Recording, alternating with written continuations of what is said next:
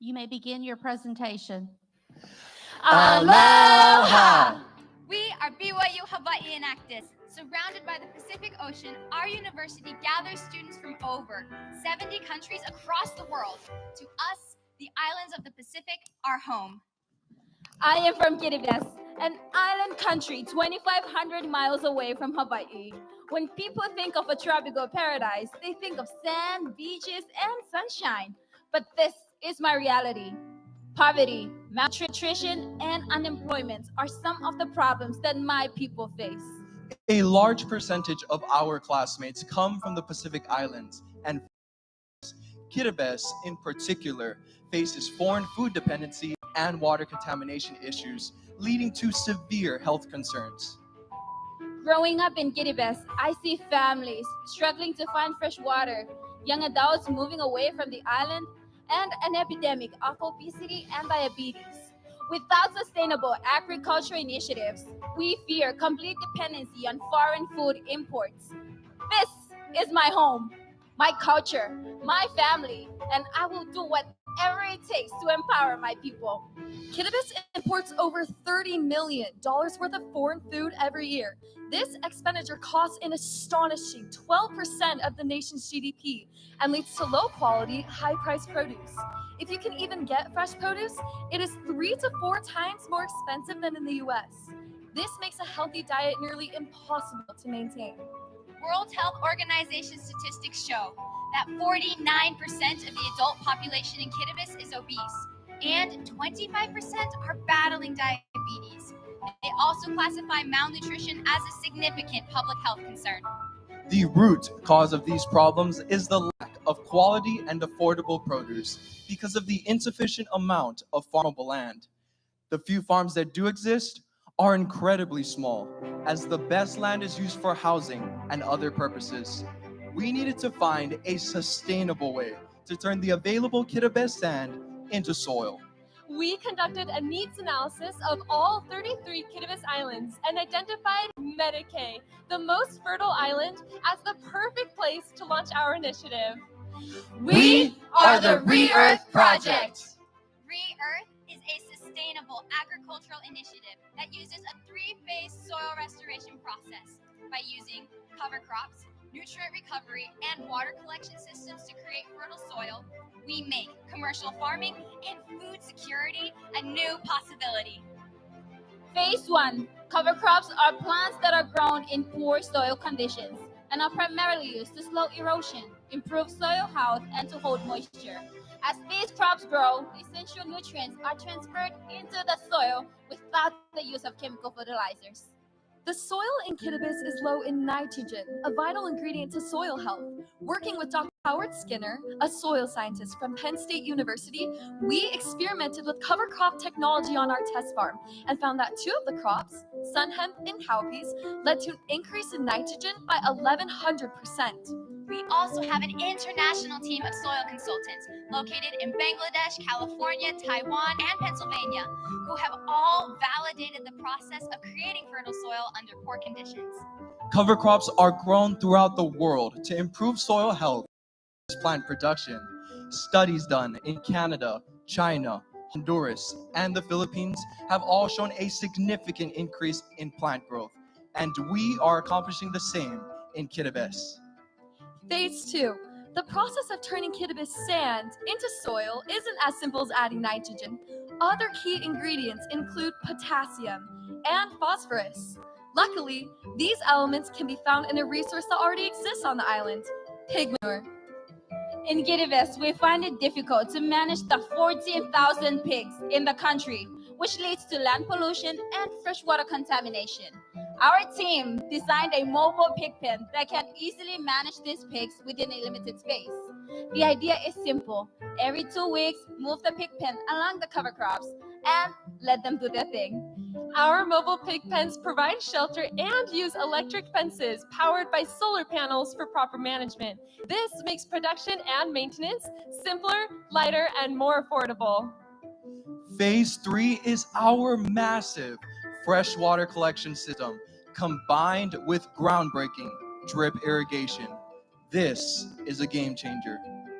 Now, freshwater contamination is another very serious problem in Kiribati. In some areas there, we can dig down to just 6 feet and find ocean water. Not exactly the best water to grow with. Currently, all rainwater collection systems are used for drinking purposes, leaving nothing for growing crops. Our water collection system is a series of 10 tanks that will hold 26,000 gallons of water. This large 40 by 60 foot roof structure enables the collection, storage, and distribution of over 73,000 gallons of annual freshwater. This is one of the largest water collection systems in the nation.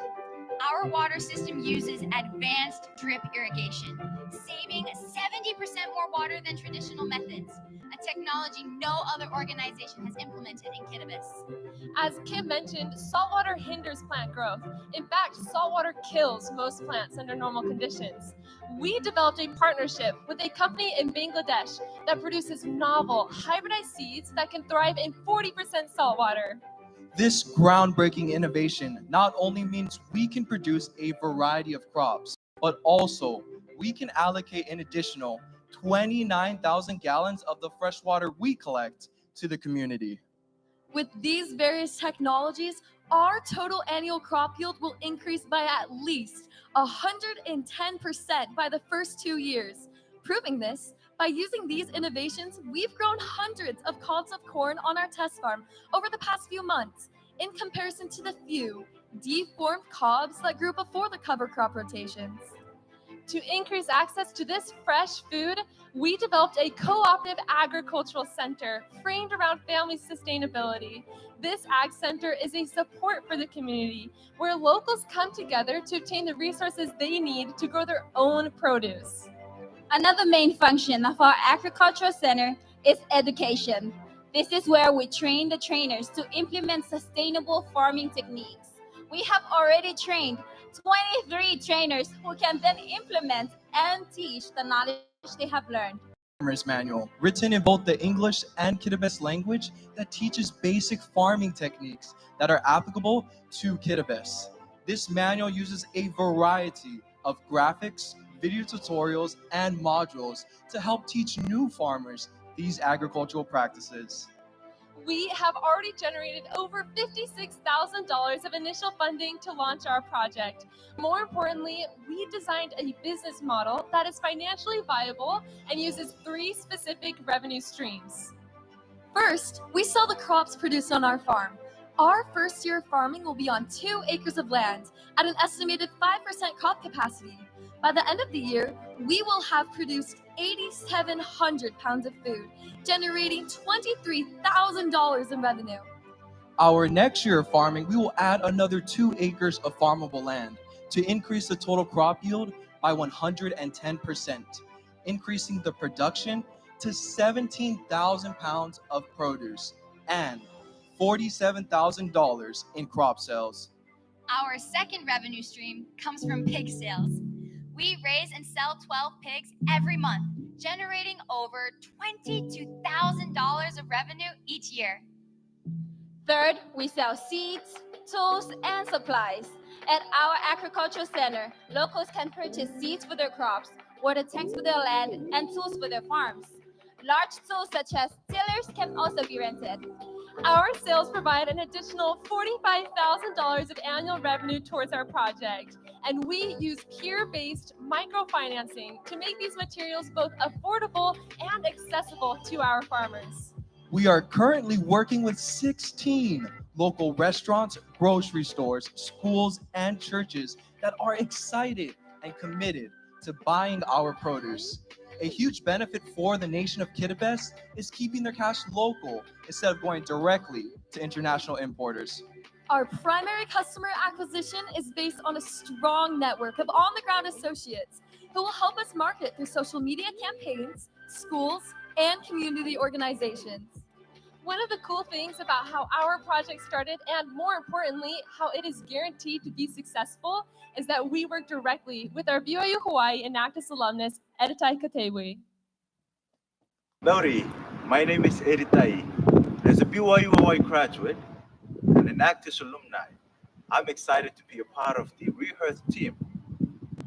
My country is struggling with food security, and this project is making a difference by increasing our access to fresh produce.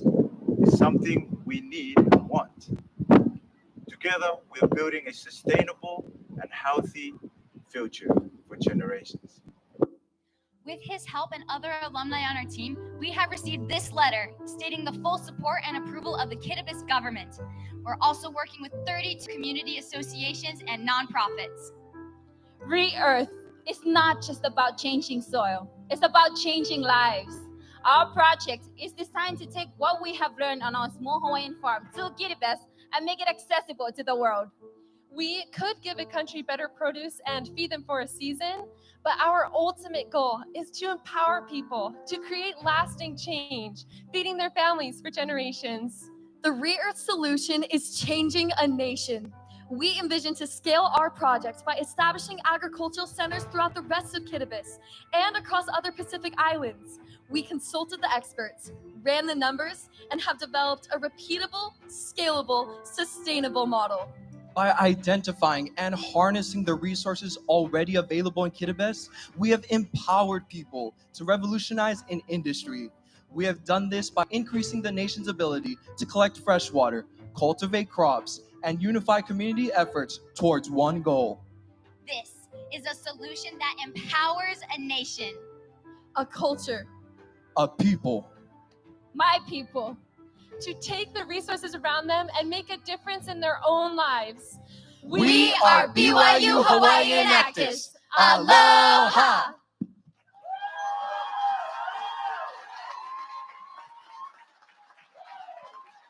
We will now begin the question and answer period.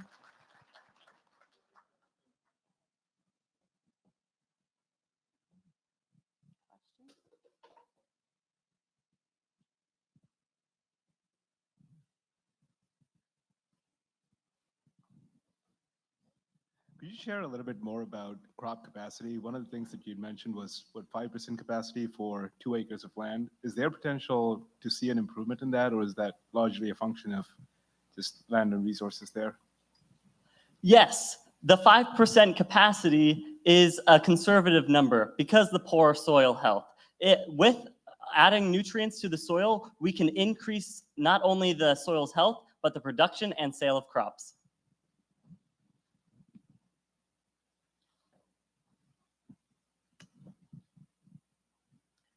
So this is fantastic. You chose an island to start your project on because you felt that that was where you would have your best success. Now that you know you're successful there, have you thought about trying it on other islands within the country so that you can expand it further? And how will you transport those goods, or how are those goods being transported to others outside of that island? To answer the first part of your question, yes, we are starting on Medicaid, and then we are transporting to make agricultural centers throughout the rest of Kittibis. There are 33 islands in Kittibis, 20 of which are inhabited, and so our plan is to expand to the rest of those islands and then along to other Pacific islands facing similar issues. To answer the second part of your question about shipping, it's about a 4-hour boat ride by an aluminum john boat from the island of Medicaid to the main island of Tarawa. And that will be our main form of shipping, where we will store excess produce in the cooling facilities there. I don't expect us to need to store them long because they will have 3 shipments of fresh produce per month and weeks without any produce at all. So any produce is sold within a couple days and is just, we won't have to worry about that. But my personal favorite part about this project is that it's not just changing a few islands, it's changing the whole nation. And that might sound cliche, but it's true. And that's why we received the full support and approval of the government. And it will impact other Pacific islands as well, because we're shifting the whole supply chain. Exactly what Allison said. I lived there and saw this problem, and I felt it personally, where there was no fresh fruits or vegetables to purchase because of shipping issues. And so with this, being able to ship to other islands is going to be huge, and there will have affordable, locally grown produce available at all times. This is an amazing presentation and so moving and so impactful. Have you guys thought about, the habits and behaviors of people on the island who are not conditioned to eating agricultural? It sounds like you guys already know my question, because, you're grappling with real diseases, but the food does taste good, and it really is a behavior change, right? And an education to help them understand the benefits. So growing up in Kiribati, I have lots of families and friends who implied and like focused the importance of having a balanced diet and eating all these fresh vegetables. The fresher, the better. But we do not have that option. Our options are limited. The fresh products that we have are highly processed and highly expensive.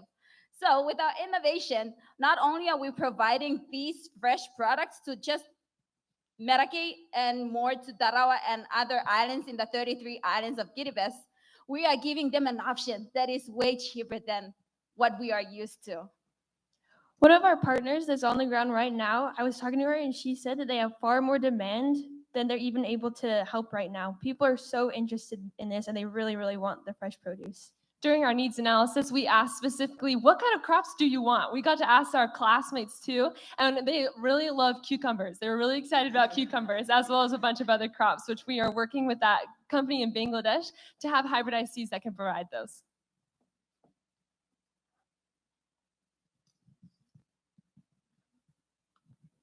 This is an excellent, excellent project. I live on a little island too, so I know what it's like. Not sometimes when the supply ships don't come, so it's great for you guys. But where do you get the funding from for your partnerships? Are they voluntary or how does that work? How we received the funding, the 56,000, was through grants and winning a business competition and working with a partner in Kiribati to acquire land. And we're sustainable through our 3 revenue streams, being selling crops, pigs, and farming equipment. And the best part is the money gets to circulate through their own economy instead of leaving to international exports. Our corporate partners also means that when we establish those relationships, we will have a consistent supply and demand chain so that we can continue to establish how much the restaurants want, how much the schools would like, and we can produce that and manage our crops accordingly. This concludes the question and answer period. Thank you. Thank you. Thank you. Thank you to the team from BYU Hawaii. Just finished. How'd it go? It was amazing. It was great. Let's That go. Q&A was too short. Yeah, everything on point. Yeah, we loved it. You guys are so composed, but now you're done presenting no matter what happens at US Expo. I like seeing you guys relaxed. Oh yeah, it's nice. We have to start planning for Worlds now. Yeah. There you go. Okay, so let's see. So what do you do now? Like you got a plan for Worlds, as you said, but now the day is done. What are you gonna do? You gonna relax at all? Oh, we're hitting New York. We're going to Broadway. Yep, our tour guide is gonna take us all over the place. We're just gonna have a fun time. We're so excited. That's amazing. Okay, last message to everyone at home. What do you want to say? Love you, family. Love you, mom and dad. Woo! Thank you, Kiribati Club, and Yep, and everybody. Kiribati people, and the team, and at a time, let's go. If you heard that, you're doing great. It's BYU Hawaii. Great job, guys.